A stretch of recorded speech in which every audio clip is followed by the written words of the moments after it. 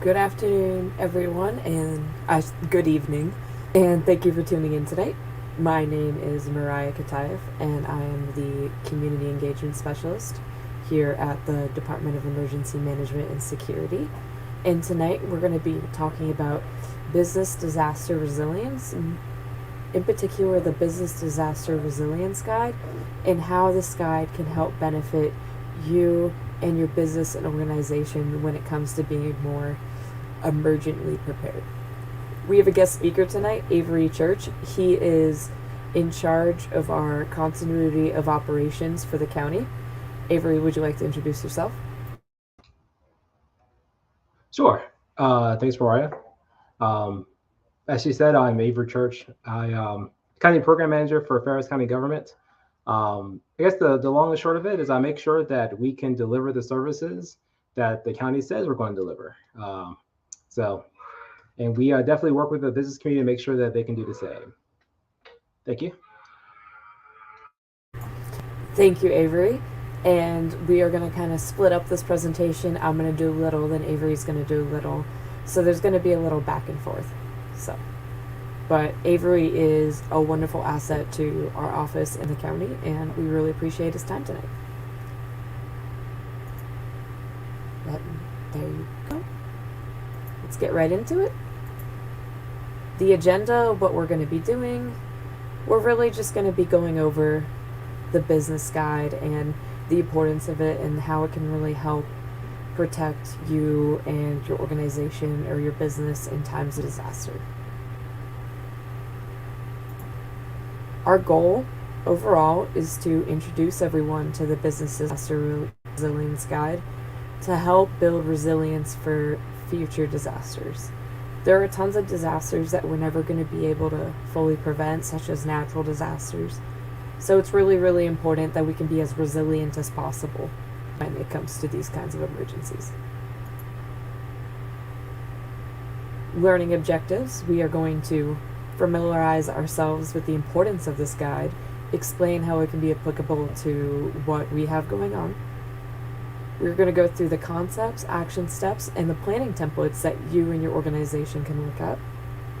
Talk about the general overview of threats and hazards that affect everyone, or can affect everyone that lives within Fairfax County. And share the important resources and contacts that you have at the ready if you ever need them.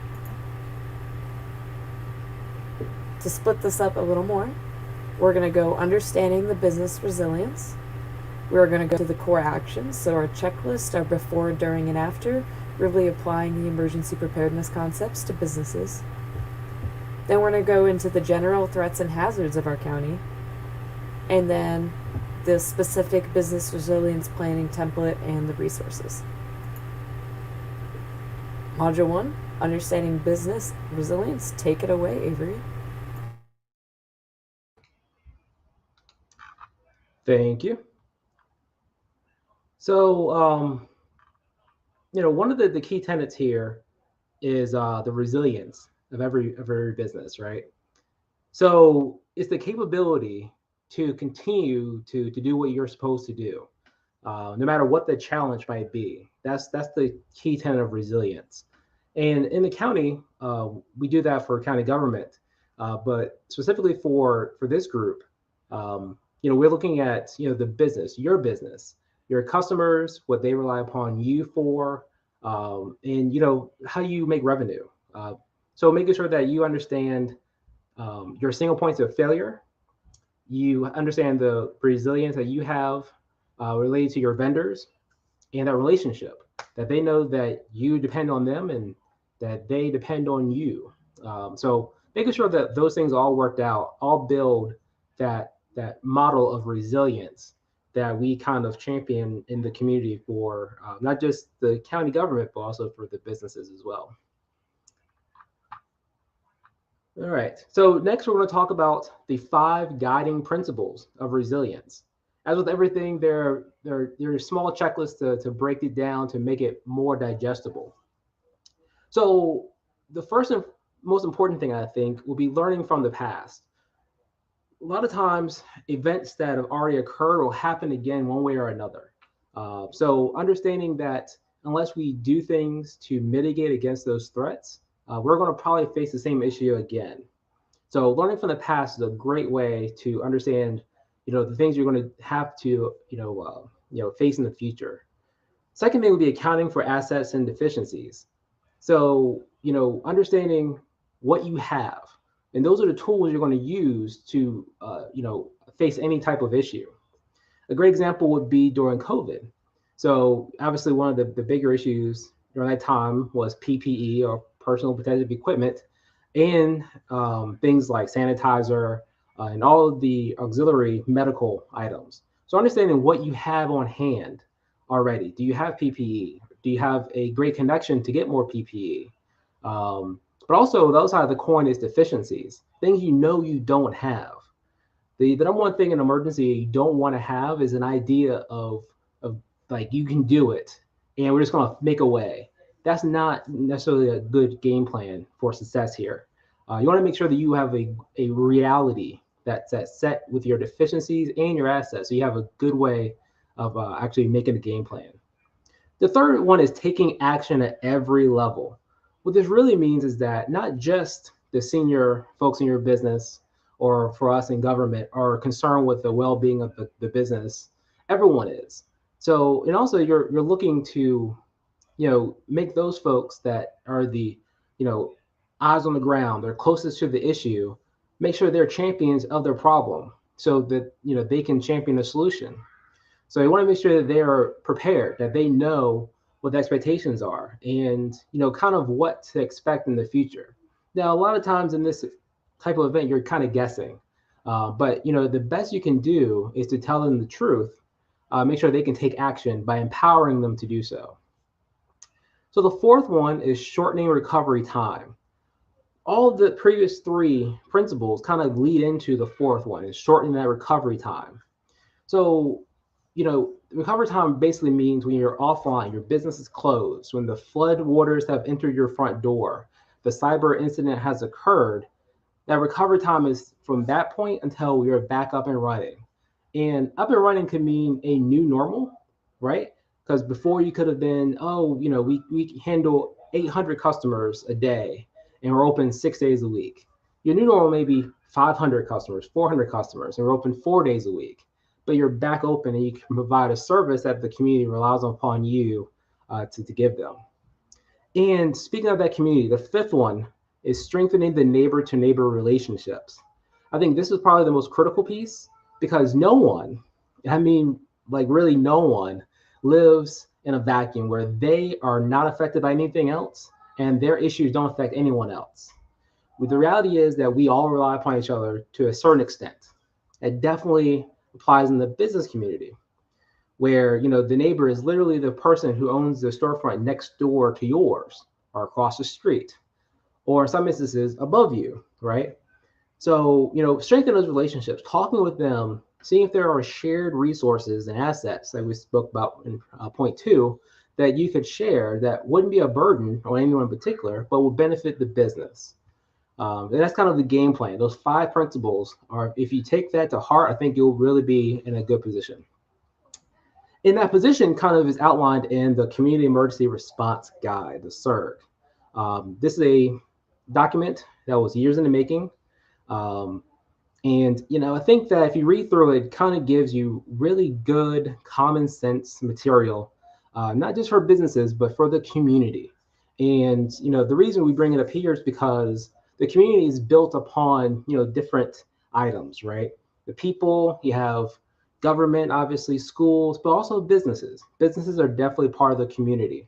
Probably the most stickiest of the glue in the community holding it together, probably the business that we transact, right? The grocery store, the local gym my kid goes to, those are the community. So the response guide is helpful to ensuring that, whatever community you have, whether it's the floor in your building, your condo association, or the townhouses in your neighborhood, that, you guys have at least a game plan, that you're set up for success, that you can, the guide kind of carries you through, the things that you might actually encounter if you have an issue, and gives you kind of checklists and things to think about as a community. And that kind of leads us to more of a focused guide, which is the Business Disaster Resilience Guide. So kind of playing on the SIRG, the Business Disaster Resilience Guide really talks about the glue we talked about earlier, the businesses. And as the slide says here, it provides an easy to use. The goal here is easy to use tool to assist businesses in building resilience for disasters. Now, is this a step-by-step 100% success manual? We hope that it is, but it's probably not. But we want to make sure that it's a guide. It gives you kind of the general parameters as to what to expect. So ultimately, as the box says here, helping you safeguard your investment in the lives, property, assets, and dreams of the business you have built. We take that seriously. I think that's shown in our creating of these documents, having these types of events, speaking to the business community, that we want to help the community, the business community, strive to safeguard your investment. Those investments are critical because they provide, a very important service to the county. So next step here, we're going to dig a little bit deeper into the actual guide. So, the guide does a number of things, and I'm partial to a lot of them, but a lot of them are mostly related upon things that you as a business owner can gather.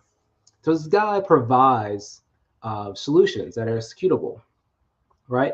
That you can adapt to prepare your facility, your staff, your customers, your vendors, that you guys can be on the same page about what to expect during this snowstorm, during this power outage, any type of civil unrest. So it gives you solutions that we've seen prior, right? And we go back to step one earlier, things that happened in the past. That's kind of what this is built on. It also assists the businesses in improving the ability to successfully continue operations, and that's ultimately the big goal here: continuing operations. Whether it's in a new location, to new customers, whatever the case might be, we want to make sure we deliver, right? And ultimately, we want to see what can we give the business community in as far as this guide. So that leads us to what to expect, right? The guide ultimately explains inclusive resilience planning. It's not going to cover everything, but it's going to cover a lot of big items, right? Inside the guide, it has core action checklists for activities before, during, and after.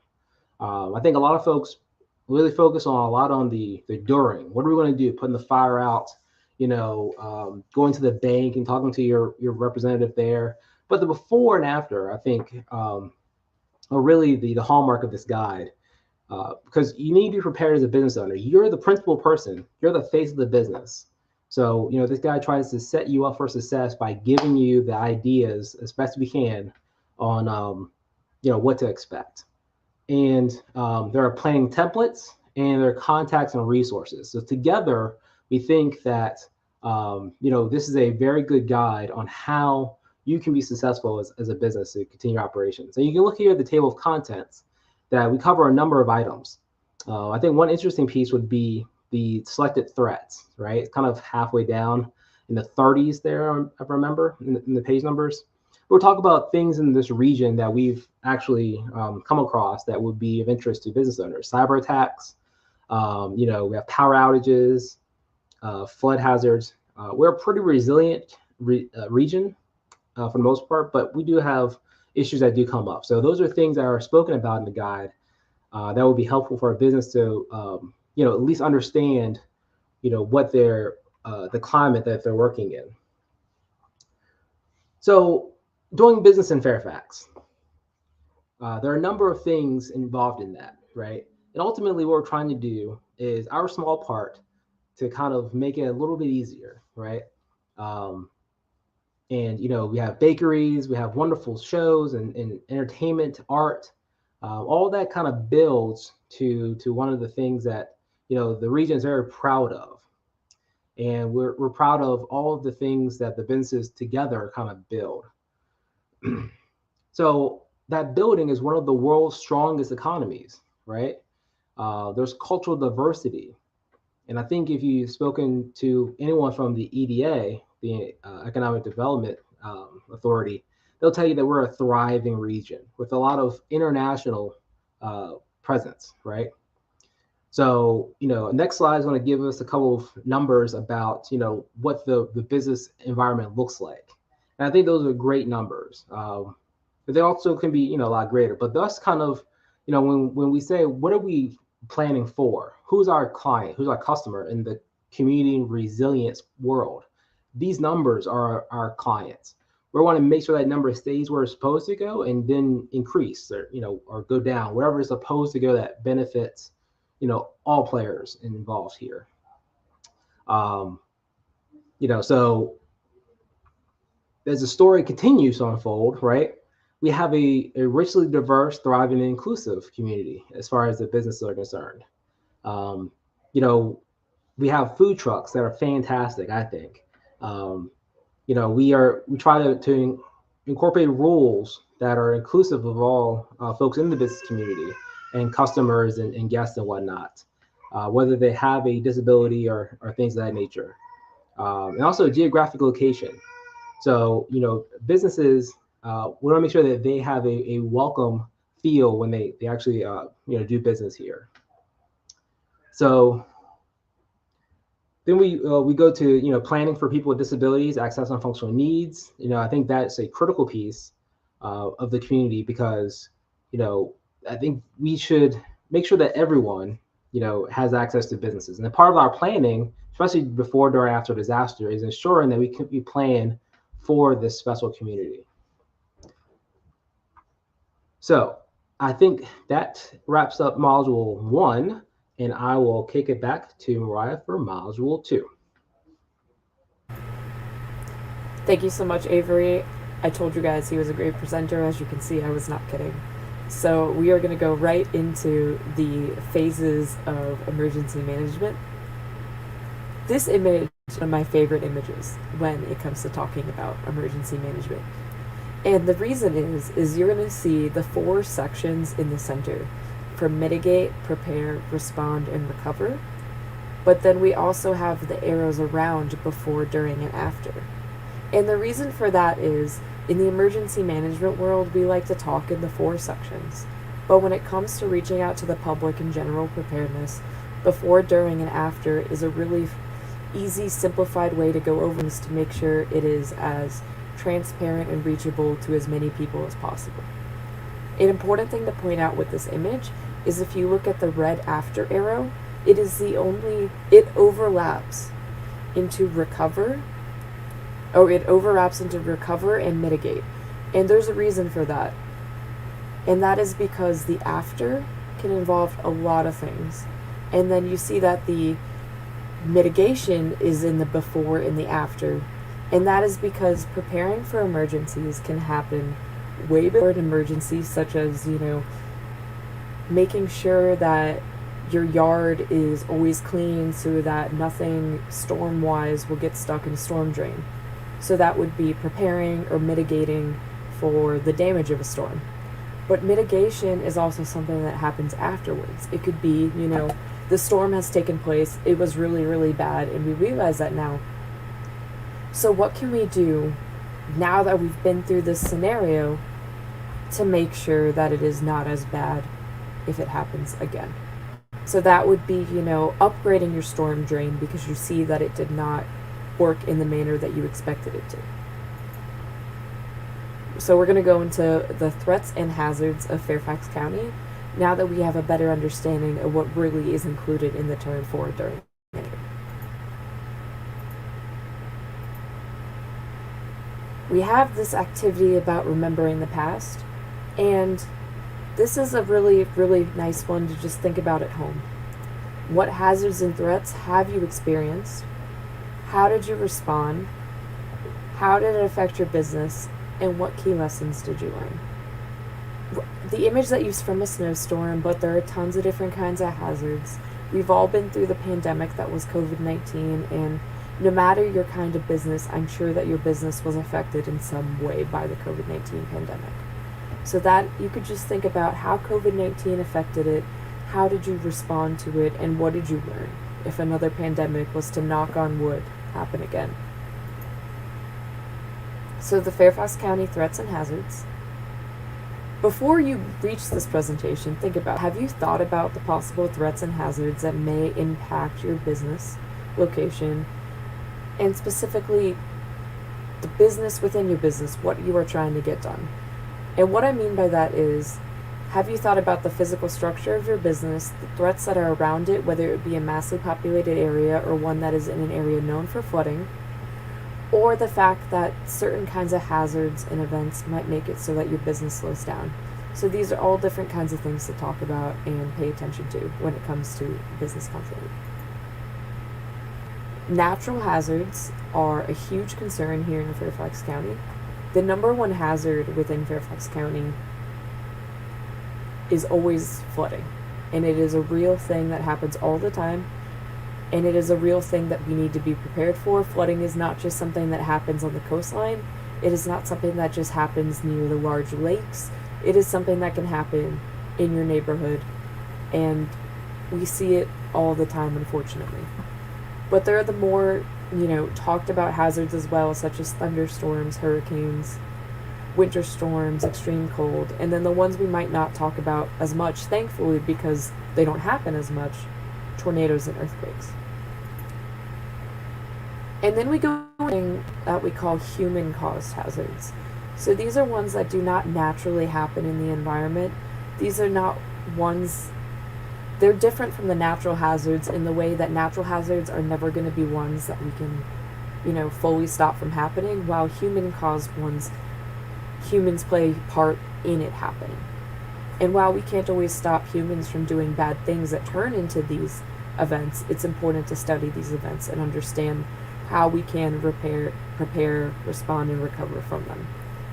As Avery mentioned, cyber attacks, that's a huge one. Civil disorder, that can be something such as a riot or, a large amount of civil disobedience, acts of violence / terrorism, hazardous materials. We get a lot of trucks transporting a lot of things through Fairfax County. Chemical, biological, radiological, and nuclear issues are scary, scary ones to think about, but they are real ones. And dam failure.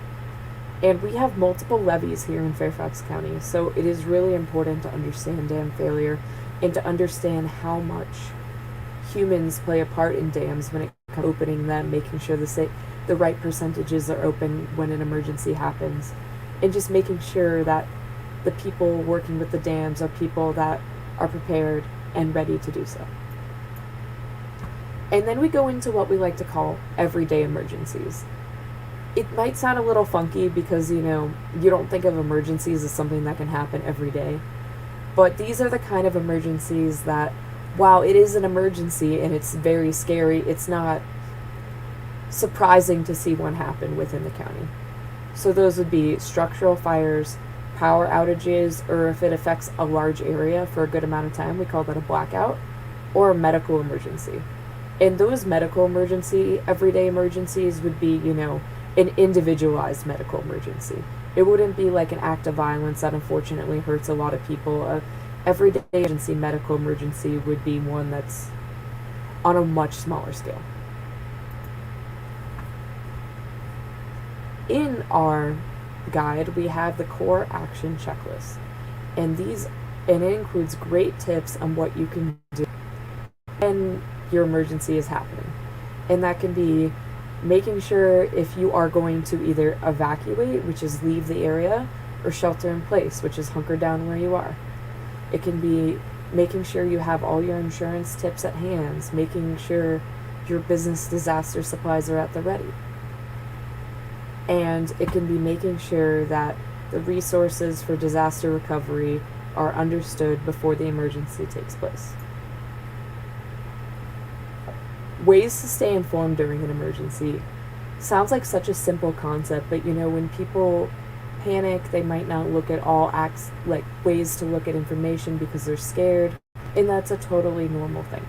So it's important to know ahead of time the different ways that you can get information in an emergency, because we act a lot on, history and repetition. And like how it says, a lot of these are following groups on social media, such as the Emergency Blog or following Fairfax County on social media, if you're already following us before an emergency happens, you're going to get messages and notifications without having to do anything. So that can take the guesswork out of it. Fairfax Alerts, which is the one at the very top, is our bread and butter. It is a free opt-in service that can give you as many emergency notifications as you would like, or as you would like it to be less involved, it can do that as well. And what I mean by that is you can sign up for Fairfax Alerts, and then you can decide what kind of events you want to get notifications for. For example, we live in Fairfax County. There is a lot of traffic in Fairfax County. I can understand if you do not want to get every single traffic alert within Fairfax County. And you can unselect traffic alerts so that you don't get notifications for those kinds of events, but you'll still get notifications for all the other kinds of events. So it can be as involved or uninvolved as you would like it to be to fit your needs and lifestyle. You can also watch or listen to TV and radio, and the Fairfax County Government Radio can be accessible by phone or the internet. So I know not everyone might have a physical radio in their houses these days. Fairfax County Government Radio can be accessed online as well, which is fantastic. This is just a little bird's eye view of types of threats and hazards that are within our Community Emergency Response Guide. And these are ones that really can affect businesses. Avery, would you like to go a little more into how you believe these ones are more likely to affect businesses than maybe others? Sure. So the reality is all of these hazards play a part in the hazard environment that all businesses in Fairfax and in Loudoun and in DC, wherever they are, kind of live in. Some of these have more deeply reaching ramifications. For example, cyber attacks. If your business runs on a backbone of information, then that's something that you really need to check out. But also the other side of that is that mitigation for cyber can be quite expensive. So a lot of the times where you have to kind of look into your business is look at how you're moving information as opposed to where it's being stored. So you look at pandemics. Those are things that you really can't do much as a business to prevent, but you have a large role to play in mitigation. And as hopefully everyone has witnessed that over the last 2 years, that all of our community elements kind of play a part in how we can safely get through such an event. Power outage is also very similar, something that you pretty much can't do a lot about preventing, but mitigating as far as having generators, understanding where you are and your grid pattern, having good relationships with the folks that provide those services. I think those kind of are the I guess more prolific items for businesses, and obviously flooding. We have an area where we get a little bit of rain, and bad things start to happen. But I think that's kind of a really good breakdown of the threats and hazards for the businesses here. So module 4, we're going to talk about kind of the bread and butter here, the business resilience planning templates and resources. So it's kind of getting to what to take away from this. If you are watching this and you're like, what exactly do I need to take away from this? Kind of here's where we are. So the plan, right, is kind of very simple, but as the slide says, the plan is to stay in business. So recovery, the expectation is that recovery is not like in the movies. Nothing is obviously like what the movies say they are. Recovery can take days or weeks or months. Some people may never recover. And the instances where business never recovers that's what we're trying to avoid as best we can. So you need to be prepared as a business to have a plan in place to kind of reduce your potential losses and understand what your game plan is, right? So the planning template, we have parts of it in the business resilience guide for you to look at. It kind of goes through a number of areas that are pretty self-explanatory, right? So name, date, all that jazz. But it also talks about your assets and resources. So you should have a very good inventory of what you have. Um, from experience, your insurance company's going to want to know, what did you own? Did you own a $10,000 bread making machine, or is that a $300,000 bread making machine? There is a huge difference. So understanding how quickly you can help your insurance company or local government give you back what you had and get you back whole faster. If you know what you had, you take pictures and have an inventory of these things. But ultimately, the plan template walks you through a lot of this. And ultimately, after you do that, you tell people, hey, we've done this. Hopefully, you will see in your business that you are a top-notch business in other ways as well. But as far as resilience, there's definitely a place for every business to be top-notch. You can be recognized and inspire others, because every business is as strong as the next business beside it, right? So one of the things here in the county that we champion is contact the resources, know good people, and good people will help you during disasters. So this slide has a number of phone numbers, both emergency and non-emergency, that you can call if you have a question. One of the numbers here, and I'll do a self plug here shamelessly, will be DEMS. So that's 571-350-1000 is a fabulous number. We have great people that are waiting to take your call and answer your question about emergency management. So call us about, hey, am I in the floodplain? We'll help you with that. Hey, my business, we have a bit of single points failure. Like, what can we do to eliminate those single points of failure? I'm your guy for that. You want a community event? Moriah and Courtney, those fabulous folks that come out and they'll do a great event, make sure everyone's happy, and they'll learn, they'll teach you all a number of things about emergency management. So, what is next? Is it okay if I jump in here? Yes, please. I apologize for that.